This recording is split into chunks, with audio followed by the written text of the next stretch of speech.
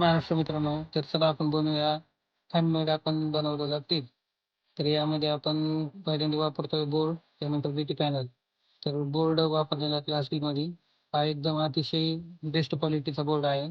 त्यामध्ये तुम्हाला 100+100 आउटपुट मिळत आहे प्रत्येक चॅनेलची. तर त्याला आपण बनवूया त्याला. तर पहिल्यांदा मार्किंग करून घेतली, त्यानंतर त्याला ड्रिलिंग करून घेऊ, जेणे ते आपल्याला त्याला बोर्डला एकदम फिटिंग व्यवस्थित होईल. तर आपण आता त्याला स्क्रू टाकतोय. स्क्रूला एक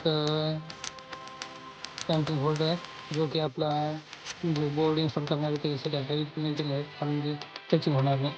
त्यानंतर स्क्रू टाईट करून घेऊया याला.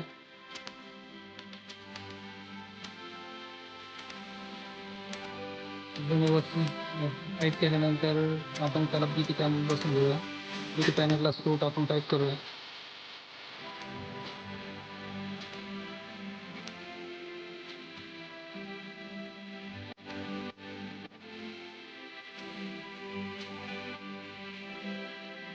मॅचिंग टाईट करून घेऊया याला. त्यानंतर आपण फ्रंट पॅनल बसून घेऊया, आणि फ्रंट पॅनल बसवल्यानंतर त्याला एक पीस टाकून आता आपण बेस आणि तो पण हा बोर्ड इन्स्टॉल केलेला आहे त्याच्यामध्ये. त्याला व्यवस्थित नाकाने टचून घेऊया.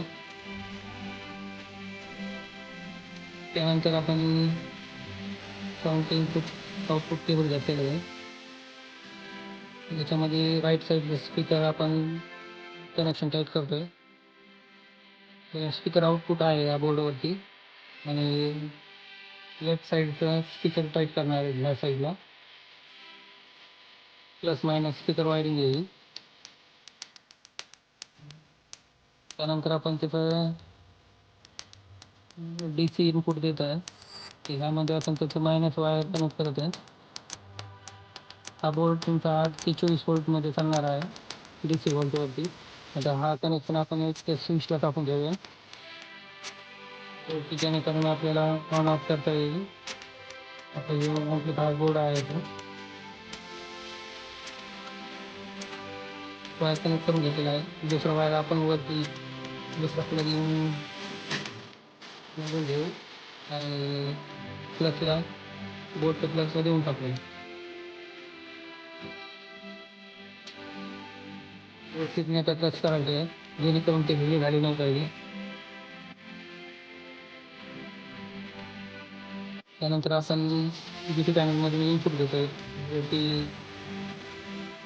3 सिग्नल राहणार आहे. आपण जो की पॉटला आपण देतोय, जेणेकरून आपल्याला व्हॅल्यू ॲडजस्ट करता येईल. यामध्ये आपण करतोय लेफ्ट साईड आणि राईट साईड कनेक्शन. त्यानंतर मधलं जे आहे ते ग्राउंड करणार आहे.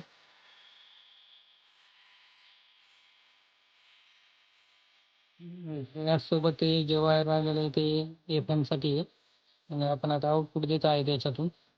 जे आउटपुट आहे ते आपलं जाणार आहे डेस्कटॉप बोर्डला.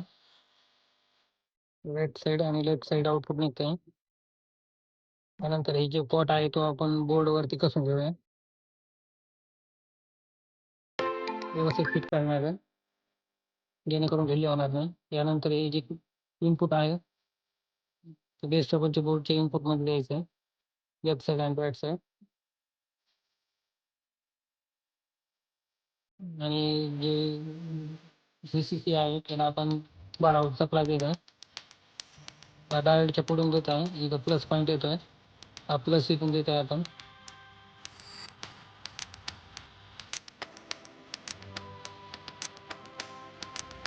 आणि कॅपॅसिटरमध्ये मायनस येत आहे. याचं व्यवस्थित सोल्डर करायचं आहे, जेणेकरून डिले होणार नाही.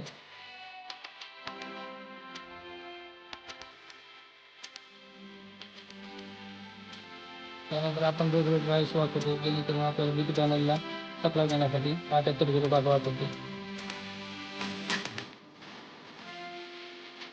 इनपुटला आपण 8 ते 24 व्होल्ट देऊ शकतो या ICचे. आउटपुट आपल्याला 50 रेग्युलेटर 5 व्होल्ट मिळणार आहे. त्यामुळे ते इथे 5 व्होल्टमध्ये घेतलेलं आहे बीटी पॅनलचं. एक वायर मायनस करत आहे ग्राउंड, आणि दुसरं आउटपुट म्हणून घेतो त्याच्यात 5 वॉट. इनपुट याला देत आहे आपण ते पण सोल्डर करून आउटपुट म्हणून घेत आहे याचे.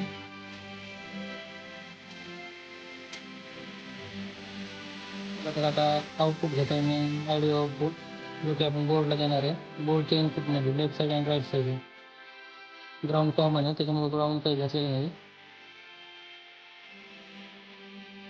तर आता चेकिंग करूया.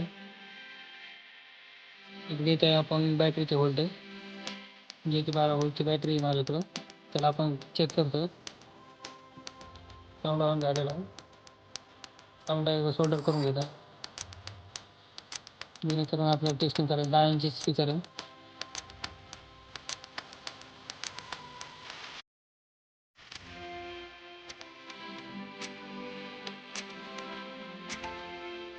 खूप असा बेस्ट परफॉर्मन्स आहे याचा. ते बनवू शकतो त्याला अशा पद्धतीने आहे. लेफ्ट साईड आणि राईट साईड तिकडे तुम्ही व्हॅल्यूम ॲडजस्ट करू शकता. काही प्रॉब्लेम आला तुम्ही कमेंटमध्ये मेन्शन करू शकता.